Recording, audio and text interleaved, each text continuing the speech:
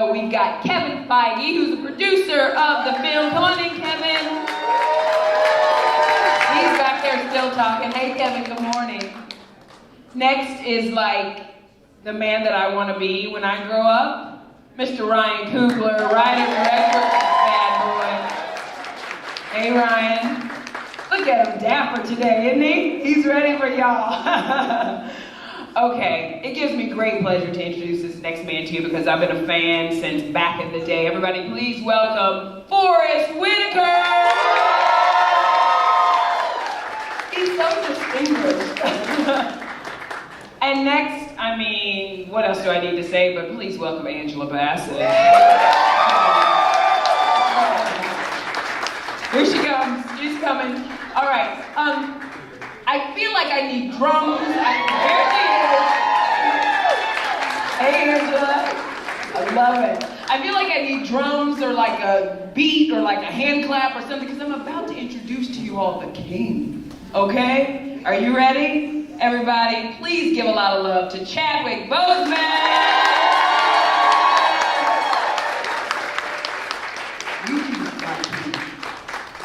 All right. Okay, we're going to keep this thing moving and don't boo him, clap for him when he comes out here, okay? I'm not kidding. Everybody give love for Michael B. Jordan!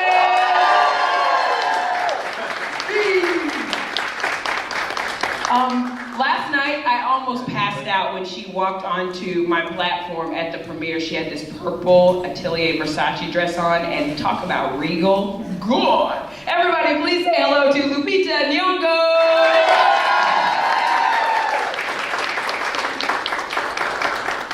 And we can't have Lupita without her soul sister. Everybody, please welcome Danai Gurira!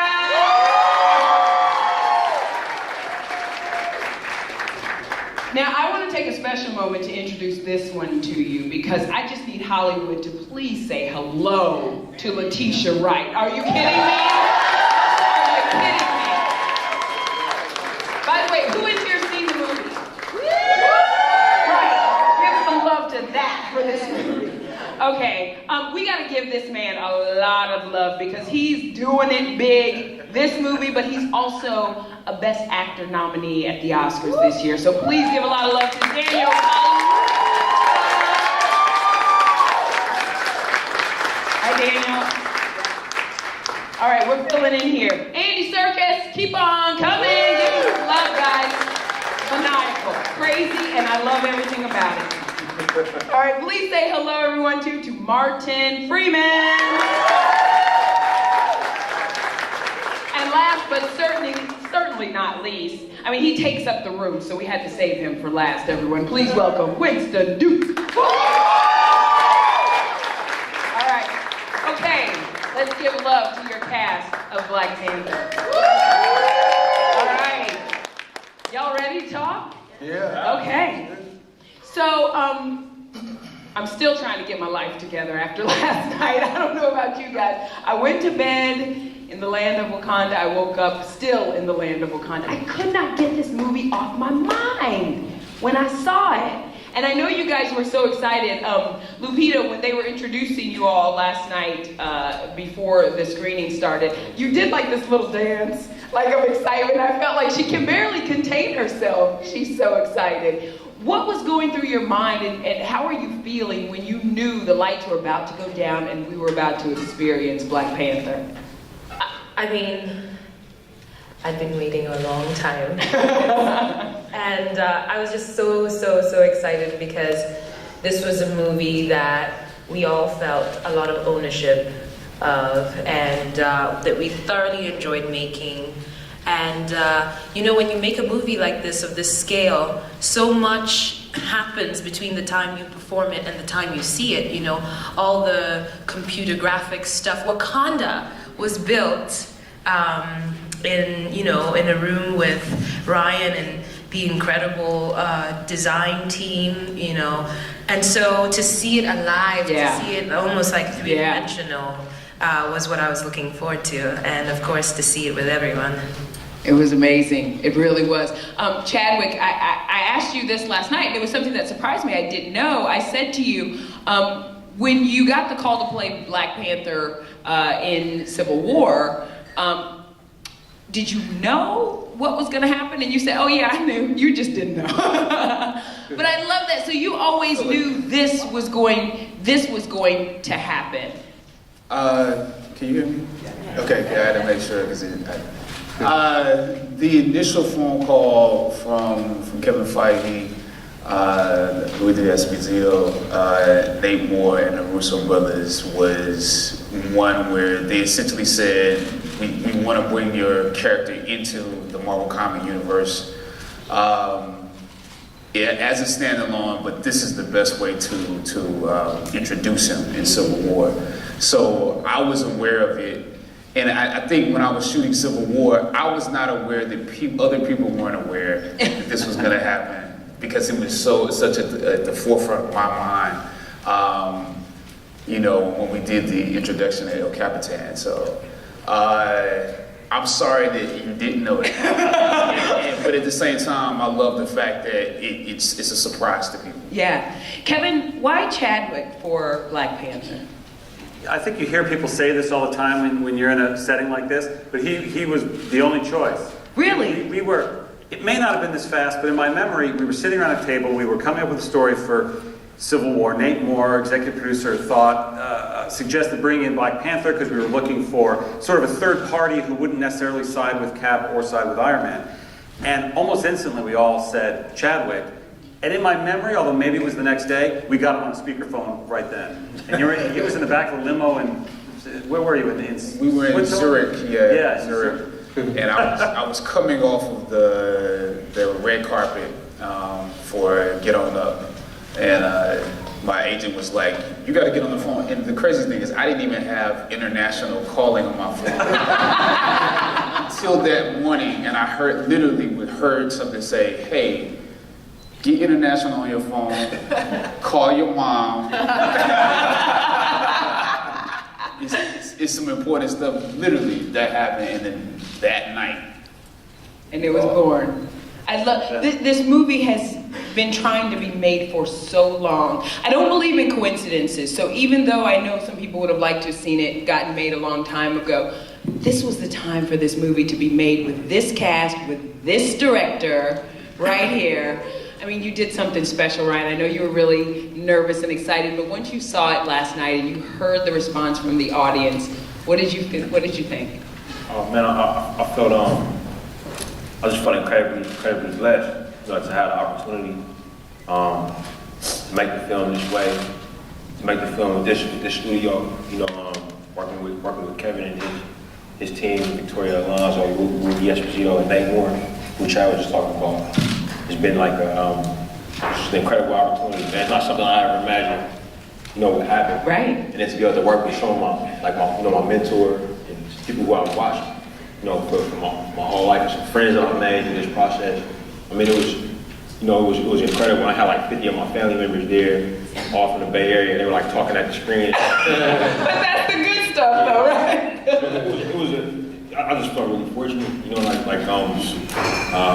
more than anything, I'm really fortunate for the opportunity. I told you this last night, but it was 5 years ago, right about now, that I met you when you came to Sundance and you were doing Fruitvale Station. You were talking about Fruitvale Station. No one knew who you were. I remember you, Forrest, Michael B. Jordan, all of you all, and it was like, Forrest, I think I even remember you saying, like, this man is the truth. Like, just wait till you see what he's going to be able to do. Yeah, I mean, I knew it from the moment that I met him. I mean, when he started to express himself, and I could feel like the center of, what he wanted to communicate to the world, and how he wanted to touch the world, and really, it was a really powerful thing to see. And I think when he started to talk to me about his ideas, at that time, he was in school, I remember thinking, this person, if he's given the right space, is going to, do something that can change, our lives in some way. And I thought that Fruitvale was that thing. That was the thing that he suggested, one of the projects he had. Really believed in it, and I was fortunate enough that he felt comfortable with us, like producing it for him and working with him on it. And it's, for me, I'm just blown away, just watching this growth every time, just seeing really how he's able to just manifest so much importance, in socially relevant moments.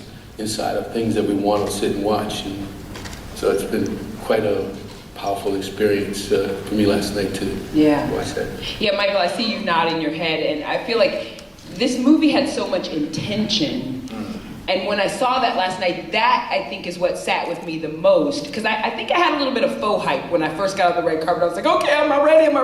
But when I saw the movie, I'm like, oh, okay, this is what it means to feel good about who you are and what you look like, and celebrating blackness and oneness and family and culture and all of that.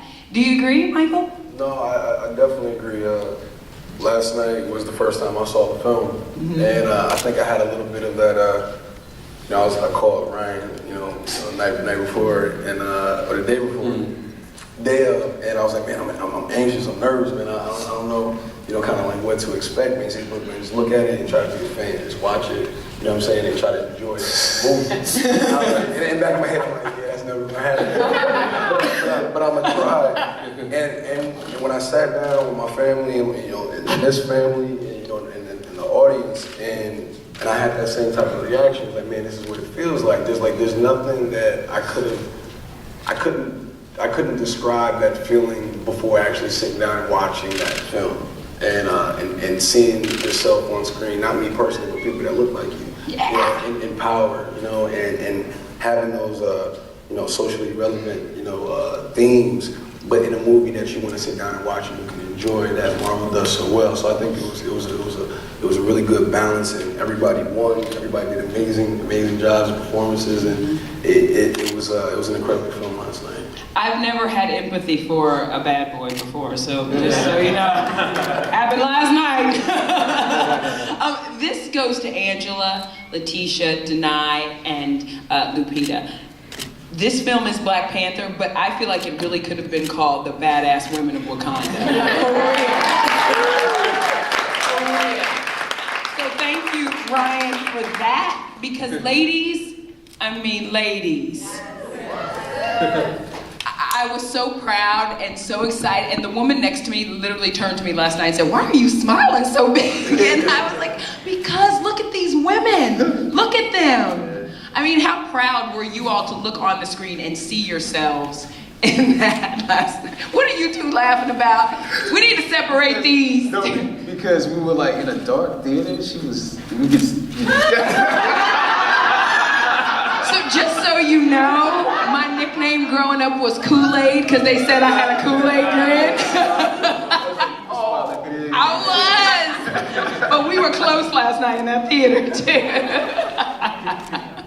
All right, we're gonna stop messing around. I'm sorry. Go ahead. Okay, let's get back to the ladies. Yes, let's do that. Giving props to the ladies of Wakanda. But how proud of you all were to see yourselves up, being so powerful and so beautiful and so regal on that screen. Yeah. Extraordinarily so, and so pleased that this story, written by Ryan and Joe Rocco and Marvel, that it supported that. In African culture, they feel as if there is no king without a queen, and I think in this story it highlights the queen, the warrior, the general, the young sister, So I was so proud to have my daughter and my son there last night, because in their faces and in their spirit, and that they were feeling themselves. Yes. And they stood taller after last night. And they were fully developed female characters too, which, and a lot of times in movies, and sometimes, comics have a kind of weird history sometimes with female characters. These were fully developed women in this movie, which I loved.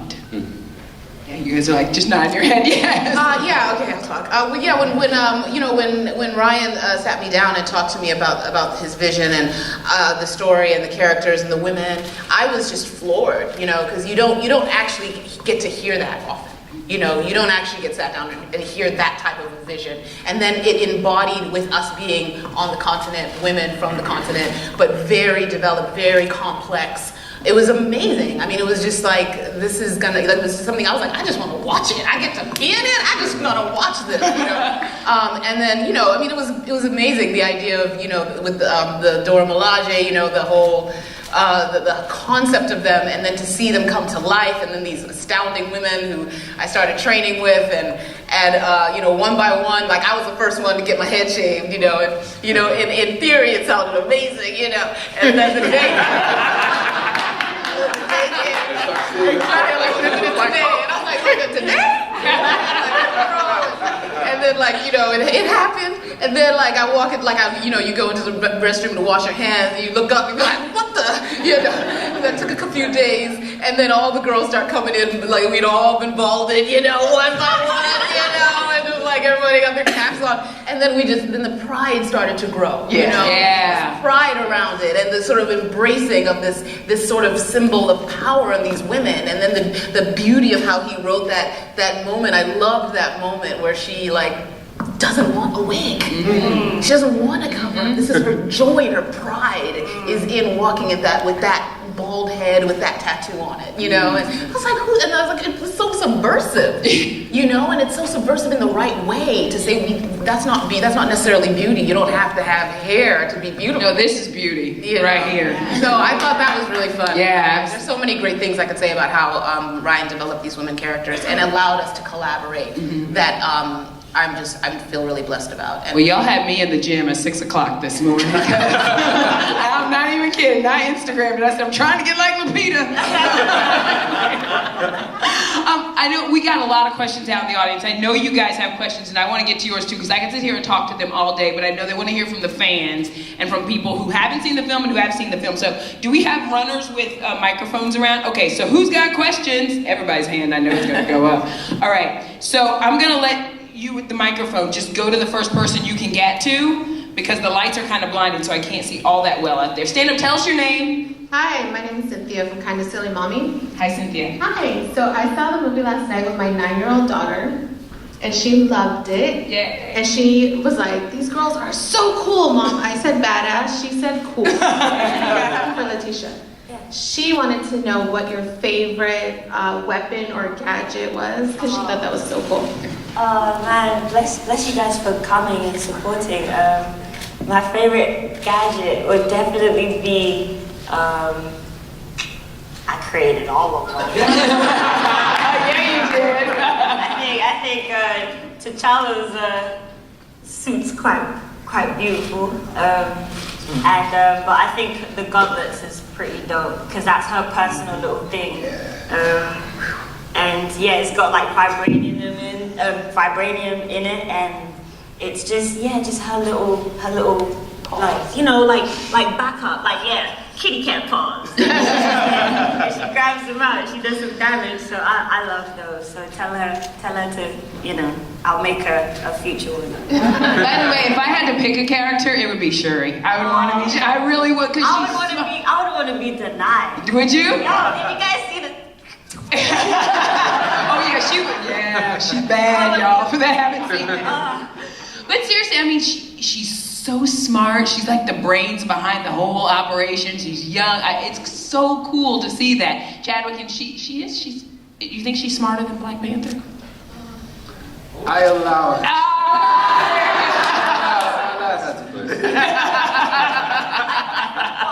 About it as well, with how it was written, is that the men are always behind the women as well, so no one's like undermined, like the men are not like, you know, you shouldn't be in technology and you shouldn't be in maths. They're like, no, go ahead. Like, so T'Challa is like, go ahead, sis, this is your department, this is your domain, like, kill it.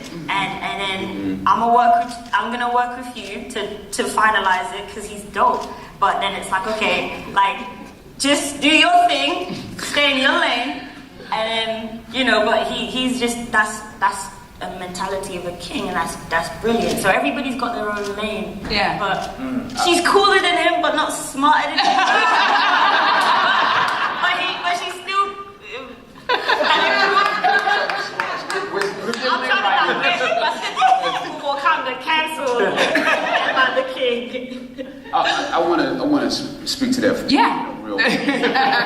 I think when you talk about what Wakanda is and what it would have to be in order to progress to the place that we saw, even though we're talking about a fantasy, the idea of an unconquered nation that has not been, tampered with by the various means that it would have been tampered with.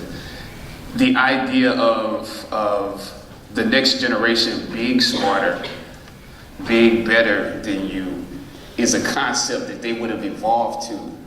That, so even though we're in the same generation, she's my younger sister, she benefits from whatever I have reached. So you want your sons and daughters to be better than you were. So that concept is a Wakandan concept, I think. Wow. That is I never thought about it like that, but that's so true. So, my older siblings, they raised me. And so, to a certain degree, when I say, I allow it, I don't mean it like, I'm meaning it like you see the genius that is inside the people that come after you. And if you have an ancestral realm, they're looking at you like, I know you're looking up to me, but we're looking up to you. That is an African concept. We want to take another question, and while we're getting to that person, it's so, like the line that you have to walk in this film to make this blockbuster, big budget Marvel film, but also keep those themes and go deep and really make a film that has some meaning. That's tough to do. So where did you, or how do you kind of try to balance that all? I think it was. It's something that I actually like talking about because, for me, I grew up loving comic books. I love not just comic books, but I love pop culture. I love toys, action figures, video games, all of that stuff. When I got older and got in that, and realized I wanted to make movies, around that time I fell in love with international cinema and cinema that left you with something to chew on, with something to think about, but I never fell out of love with those types of films, those types of stories. And I think the best versions of those stories, do both things. And for me, when I came and sat down with Marvel, after speaking with Nate a little bit over the phone and meeting him, and I was very honest with Kevin. And you think of Marvel like this big huge studio, it's like, oh man, like the biggest studio in the world right now, but it's really just Kevin and his two friends. That's really all it is. Let's get in there, it's him. It's like the Wizard of Oz. It's Richard Pryor behind Get in there and it's him. And it's these two really smart people he works with, Louis D'Esposito, Victoria Alonso, and on this film it was Nate. They're all very different from each other. And Kevin's kind of at the head of this. And I told him, I said, I want to make a film that works on every level that you guys films work on. And I want to make it with these themes. I kind of had these themes in mind. And he was like, great, let's go. You know what I mean? Like I was like, I didn't expect that. But as I got to know these guys, especially specifically Kevin, this is what he's all about. You know what I mean? He's all about making something that entertains people. That works as a piece of entertainment, but leaves you with something to think about. And he was very encouraging. Like I was getting notes while we were working on this, man, make it more specific, make it more personal. Really? It's real. There are a couple scenes I wondered when you shot them because they're very relevant to the world today. I'm like, was that a reshoot? Did they go back? Did they know? Like, Coincidence. What'd you say, Chadwick? Coincidence. Okay, couple more out here. Mm-hmm. Hi, Lupe with Cinemovie. This film is pretty radical. The whole time I was watching it, I was really enjoying it. Oh, you're right. Oh, cool. Oh, there you are. So for Ryan and Kevin, when I was watching this film, I was so entertained, but at the same time, I was thinking, man, Marvel let them go there? Cool. So can you talk about, how far did you want to take it? And Kevin being, the man, keeping it at a level where it's not too radical, but at the same time, you're presenting a lot of very relevant social themes like isolationism and a lot of societal issues. Well, I think it's happened with the comics, it's happened with the movie.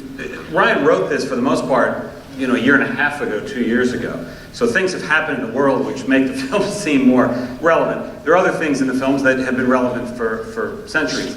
But the truth of the matter is, Stan Lee and Jack Kirby and the whole Marvel bullpen created Wakanda and created T'Challa and created the Black Panther and made him a smarter, more accomplished character than any of the other white characters in the mid-1960s.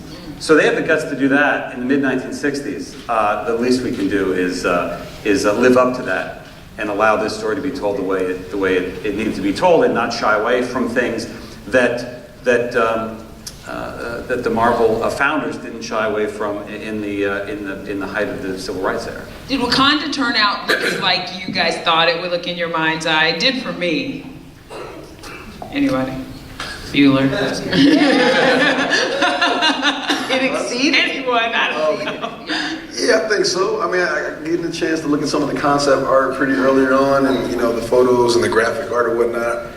It was nothing could have prepared us for what we saw. We got a little glimpse of it, but to actually see it, on screen, fully rendered, and the completed, project, it was incredible. It was mind blowing. It was really cool to look at. I think what was really fascinating and almost very emotional for me, being that I'm Zimbabwean and I'm American, but I'm Zimbabwean, and being that that's something that you always kind of want. You see the power and the potential of where you're from, but you see how skewed it's viewed by the world and how misrepresented it is. And how distorted it is or received by the world so often. So to see, this is kind of the answer to it's kind of a salve to those wounds, to see this world brought to life this way, and to see all the potential and power of all the different African culturalisms and aspects of our beings that was celebrated.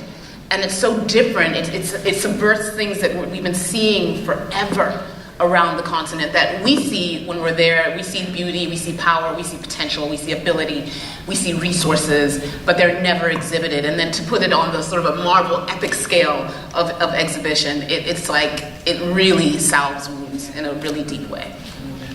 All right, questions. Okay. Hi. Hi. Hi, I'm Karama, the Blur Girl. I'm from Sci-Fi Wire. So I have some geeky questions for you, Ryan. What comic books did you pull from? Because this is like the modern runs, it feels like, that you kind of seem to be influenced by. So was it like Christopher Priest's run, or Reginald Hudlin's, or Ta-Nehisi Coates? Which comics did you kind of pull from to develop these characters? We actually pull from all of them. We pull from like pretty much. You can go through our film. It's something in there probably from every writer that has touched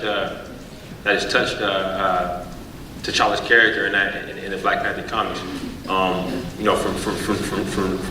Stan Lee and Jack Kirby's initial runs through Don McGregor, Christopher Priest, Reginald Hudlin, Jonathan Hickman, and Ta-Nehisi Coates and Brian Stelfree's run was a big part of it as well. So we kind of grabbed from all the characters. Got a long history, and it's such rich. Such rich stuff to mine, and each kind of writer kind of left their own mark, on it. Claw been around for a long time, but for instance, Agent Ross was invented by Christopher Priest in that run, and Shuri's character was invented by Reginald Hudlin in his run. So each run they kind of leaves something for us to pull from, but we pull from absolutely all of them. All right. More questions? Yeah. Right over here. Great. Hello. Hi. My name is Kavetta with Black Girl Nerds. I'm going to throw a question to Bilbo and Gollum. I just kind of saw him hiding over there. And I thought, Crazy.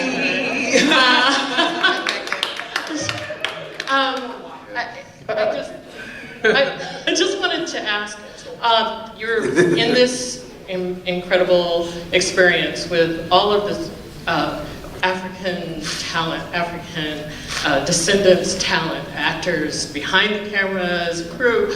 How did that, or will it, you think, affect your worldview and your view as artists from, your culture, basically?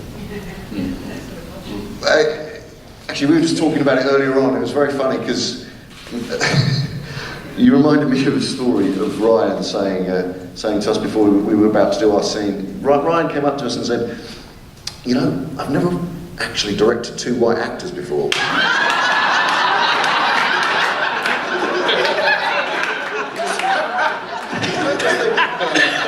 We're both like, well, yeah, probably not. You know, probably never. I mean, it was hilarious. It was kind of hilarious, but at the same time, it was just like, fuck, that's tragic.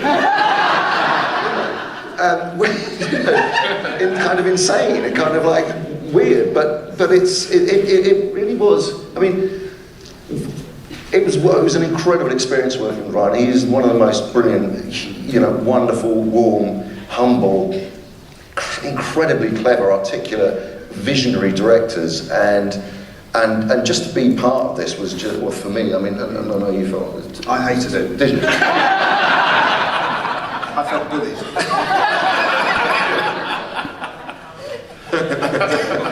Yeah. No, it was, of course, yes, I agree. I was joking. No, it was just an incredible experience, and you know, to be part of it was, and I just think this film's so important, and to be able to be part of something that is so groundbreaking, and yes, should have been made many years ago, you know, but now is the time, and now is a brilliant time because things are changing rapidly in every single aspect of filmmaking, and so it should, the needle should swing right the other way because we need to really change things. Love that. Back of the room? Okay. Congratulations, guys. An incredible job. WI is behind the lens. Ryan, I just have to tell you, your production values, off the charts. Mm-hmm. Your team delivered for you. But I want to ask Martin, you get to have a role that we've seen with other people, such as Clark Gregg in the Marvel Universe, morph into something great. You really morph here. Can you talk about the experience of being Agent Ross and actually becoming a hero in his own right? That's true. Yeah, no, that was lovely. And I'd spoken to Ryan a bit about that in the sort of in the process before filming, and we both agreed that we didn't want him just to be a schmuck. You know, we didn't want him just to be just a sort of comic foil. That it needs to be a little bit more 3D than that.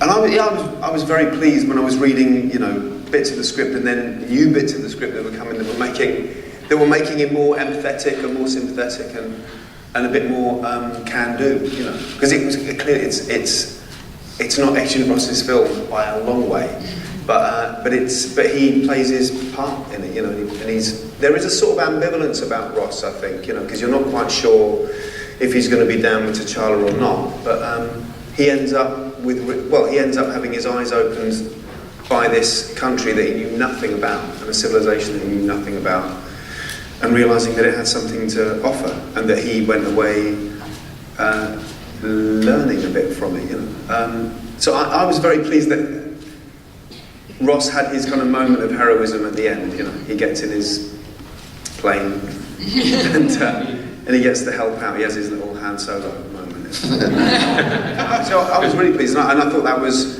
generous on the film's part, and I thought it was because, like Andy says, you know, that we're not short of white heroes in movies, you know. So I thought to give one of the 2 white characters a bit of a heroic moment, I thought spoke very well of them, actually. Yeah. Cool. All right. Have we had any from the front of the room yet? Okay. Yeah, well, now we're just about to. Hi everyone, my name is Ari Adams. I'm from Love, Peace, and Tiny Feet. Congratulations on a wonderful, wonderful movie. And I can say as a Liberian, a first-generation Liberian American, I felt that pride seeing this movie, because it's definitely not the Africa I grew up seeing on TV. My question is for you, Chadwick. I read that it was especially important for you to have Black Panther speaking in an African accent. Can you elaborate on that a little bit as far as your thought process and why it was so important? Well, that's a lot. I try to be as quick as possible. You know, I think as actors, this is separate from the movie, but there is, when you're trained very often from a European perspective. What is considered great or classical is very often British, and it's certain writers. And I happen to come from a background that does not believe that. You know, I went to Oxford to study, but I went to Howard.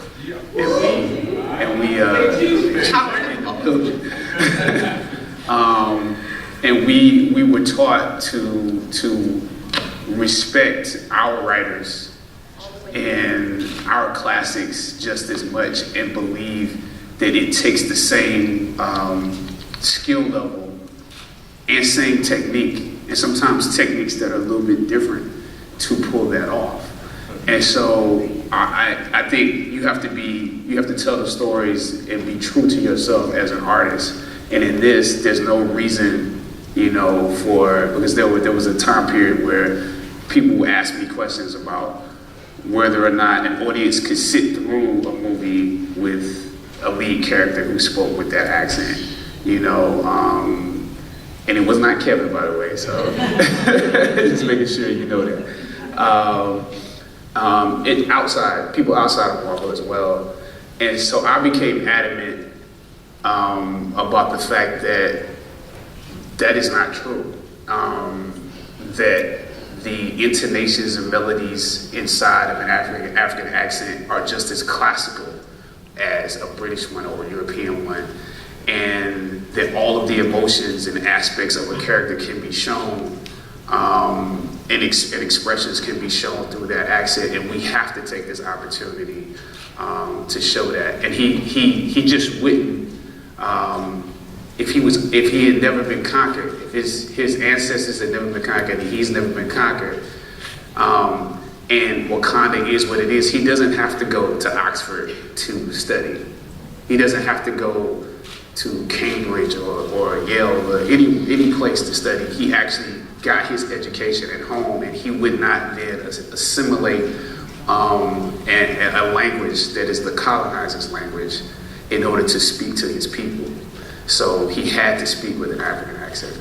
Okay, I have time for one, maybe two more questions, depending on how quick they are. So where are we going? Right over here? Okay.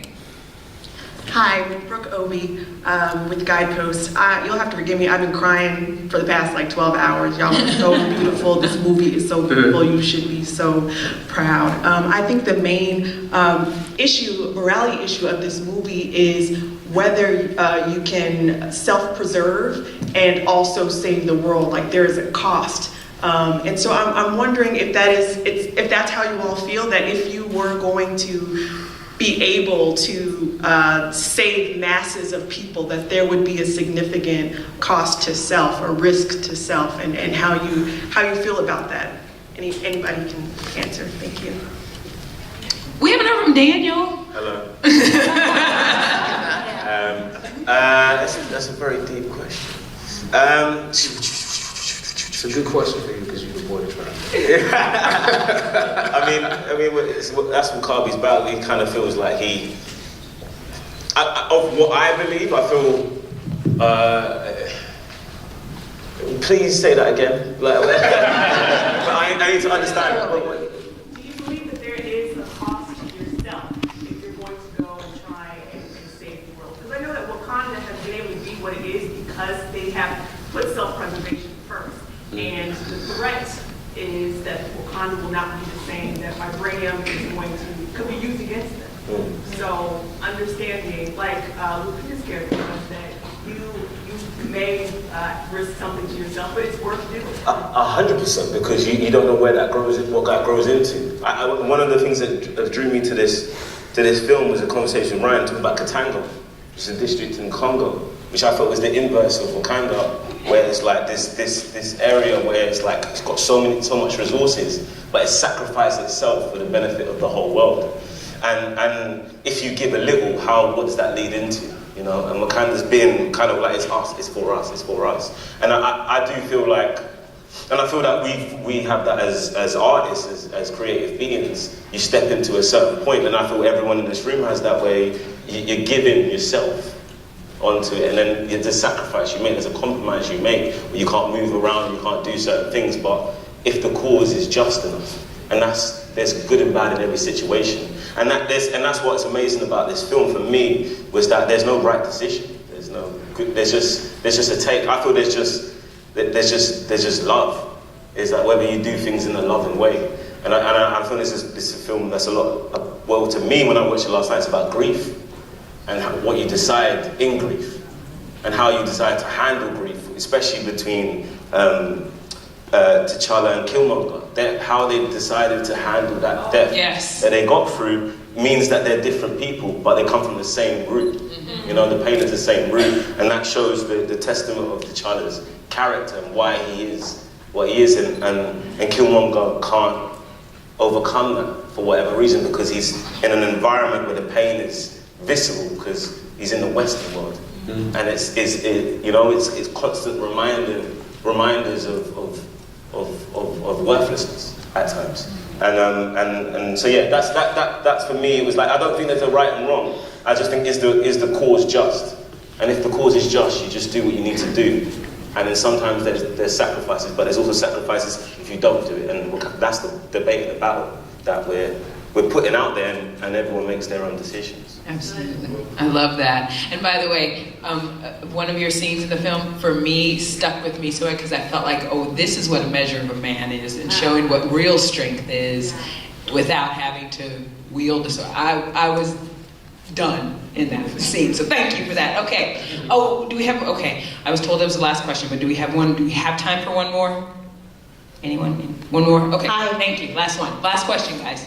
Hi, this is Kathy with Bella Mommy, and Long Live the King. The movie was absolutely outstanding. To the women, it was a powerful sight to see such amazing women being badasses and not being apologetic for who they are. And to the women, I'd love to know what would you like little girls to walk away with, because you are a symbol of power. You're a symbol of being who you are, and do not apologize and don't dumb yourself down. So please tell me what you would like, what you would like everyone to walk away with.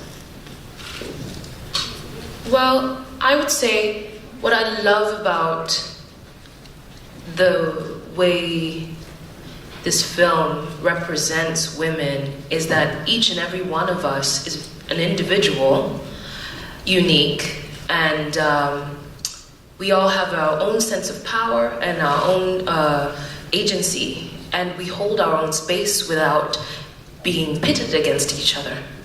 And I think that's a very, very powerful message to send to children, both male and female.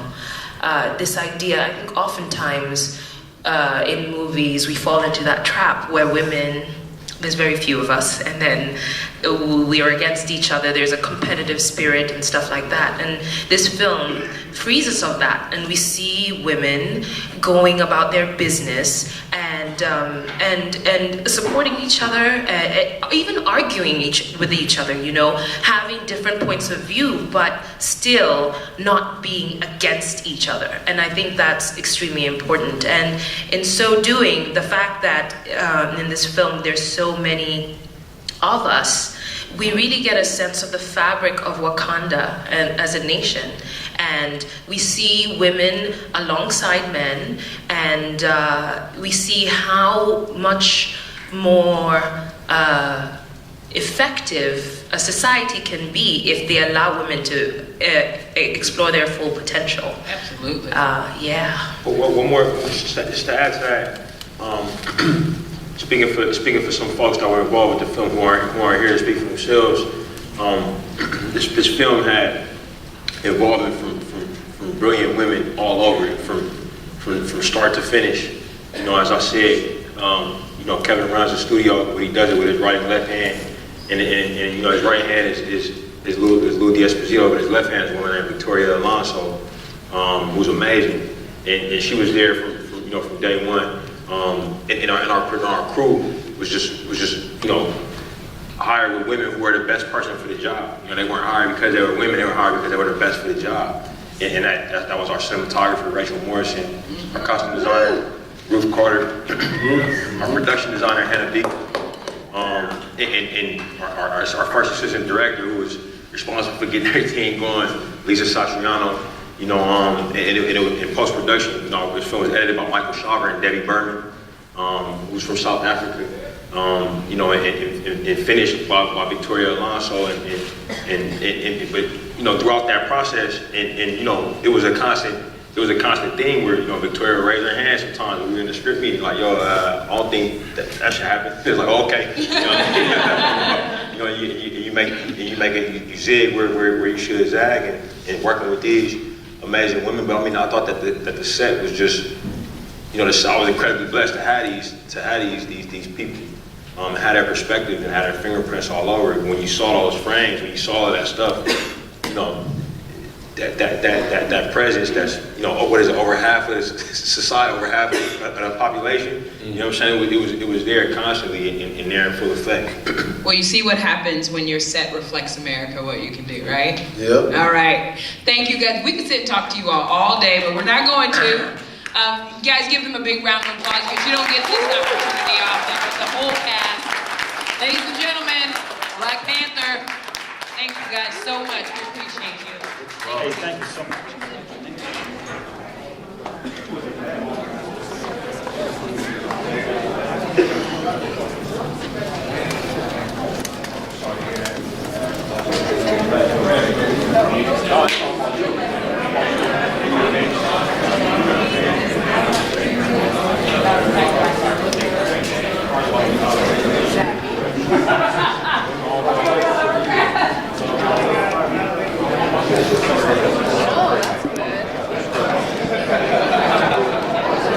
Just like the same fast time we thought we were going to get.